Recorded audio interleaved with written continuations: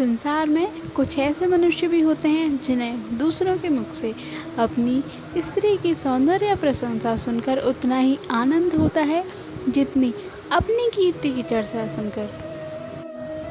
पश्चिमी सभ्यता के प्रसार के साथ ऐसे प्राणियों की संख्या बढ़ती जा रही है। पशुपतिनाथ वर्मा इन्हीं लोगों में से था।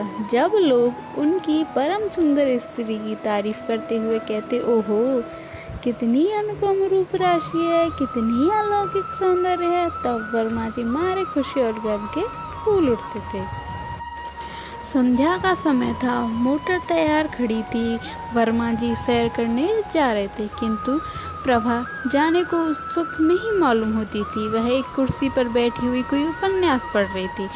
वर्मा जी ने कहा, तुम तो अभी तक बैठी पढ़ रही हो, मेरा तो इस समय जाने को जी नहीं चाहता।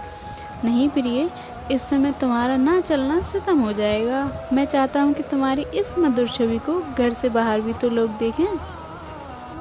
जी नहीं, मुझे यह लालसा नहीं है। मेरे रूप की शोभा केवल तुम्हारे लिए है और तुम्ही को दिखाना चाहता है। नहीं, मैं इतना स्वार्थान्धन नहीं हूँ। जब तुम सैर करने निकलो, मैं लोगों से यह सुनना चाहता हूँ कि कितनी मनोहर छवि है, पशुपति कितना भाग्यशाली पुरुष है। तुम चाहो, मैं नहीं चाहती, तो इसी बात पर आज मैं कहीं नहीं जाऊँगी। तुम भी मत जाओ, हम दोनों अपने ही बाग में टहलेंगे।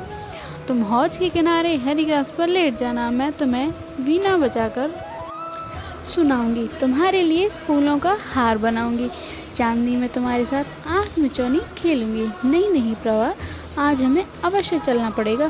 तुम कृष्णा से आज मिलने का वादा कराई हो। वह बैठी हमारा रास्ता देख रही होगी, हमारे न जाने से उसको कितना दुख होगा। हाय वही कृष्णा, बार बार वही कृष्णा। पति के मुख से नित्य यह नाम चिंगारी की भांति उड़कर प्रभा को जलाकर भस्म कर देता है।